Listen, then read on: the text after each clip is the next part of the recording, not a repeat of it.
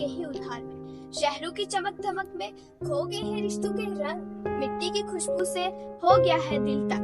जी हाँ, हमारा स्कूल हमारे स्कूल में चल रहा है मिट्टी और कल्चर से जुड़कर आगे बढ़ने की मुहिम। हमारा आज का ट्रिप गया था पास के एक गांव में, जहां हमने सीखा दूध सिर्फ पैकेट में नहीं बल्कि प्यार, मेहनत, समर्पण से जुड़ा हुआ है कहीं।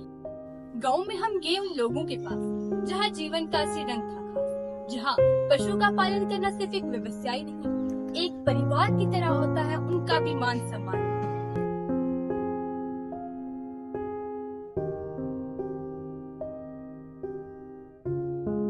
सबसे पहले हम एक किसान से मिले जिसके पास एक गाय और 2 भैंस थी।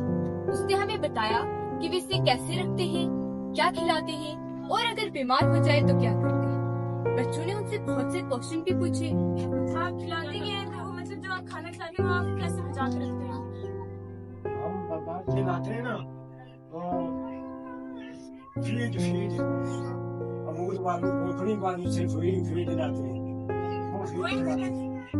वही कुछ करते हैं वही फीड इनको खिलाते हैं तो फिर ये दूध ज्यादा देती है। और इनमें कौन-कौन सी बीमारियां आ सकती हैं? बीमारी आ सकती है। और अच्छी जानकारी मिलने के बाद हम वहाँ से आगे बढ़े। हाँ, एक ऐसे पशुपालक से मिले जो बिजनेस के तरीके से पशुपालन करते हैं। उनसे मिलकर बच्चों की सारी संख्या दूर हो गई और मिल के उनके सभी क्वेश्चन के जवाब उनके फूड के हिसाब से। और मतलब ये आप इसको मतलब कैसे इनका पालन वगैरह करते हो इतनी सारी उनको घास डालते हैं और उसको दलिया डालते हैं। और गर्मी में एक ही जैसे मतलब फूड होता है इनका या फिर अलग अलग अलग होता है। साफ सफाई, उनका चारा, उनका पानी, दूध निकालने की प्रक्रिया, उससे बनने वाली चीजें, दूध की सप्लाई, सारी जानकारी वहाँ मिलती है। किस तरीके से कितने टाइम में गोबर से मैन्योर बनकर तैयार होता है, वह प्रैक्टिकल तौर पर रोहित सर ने हमें बताया। और कहाँ पे अपने खेतों में डाल रहे हैं। खेतों में ये क्या करेगा, खेतों में जो न्यूट्रिएंट्स की कमी हो जाती है ना, वो न्यूट्रिएंट्स इससे पूरे करते हैं।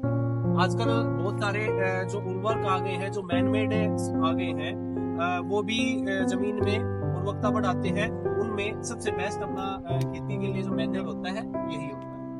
वहाँ हमें ये पता चला कि यहाँ से दूध इकट्ठा होकर पास के मिल्क चिलिंग सेंटर में जाए।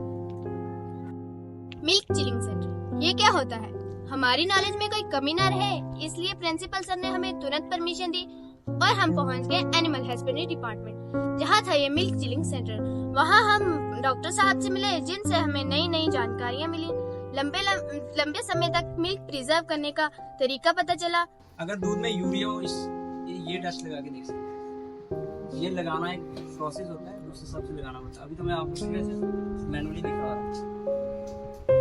मिल्क चिलिंग सेंटर में वहाँ के वर्कर्स ने हमें वर्किंग प्रोसेस समझाई और बताया कि दूध यहाँ से जम्मू कैसे भेजा जाता है और वहाँ से अलग अलग फॉर्म में अलग अलग जगह सप्लाई किया जाता है।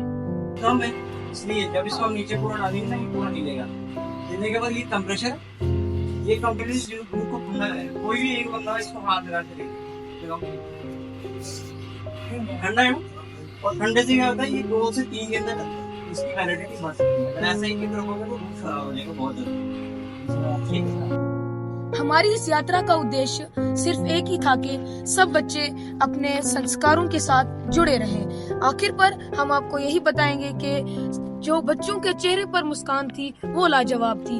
उनकी आंखों में नए सपने थे, उनके दिल में अपने गांव, अपने समाज और अपनी इस मिट्टी के लिए एक नई आस थी। और हमारा जो अगला ट्रिप है वो और भी शानदार होने वाला है, जिसका उद्देश्य होगा ग्राम पंचायत व उसके काम। इसी के साथ हमने डॉक्टर साहब और वहाँ के वर्कर्स का, जिन्होंने हमें इतनी अच्छी जानकारी दी, हमने उनको भी धन्यवाद किया। और इसी के साथ हम निकल गए अपने स्कूल की तरफ। जय हिंद, जय भारत।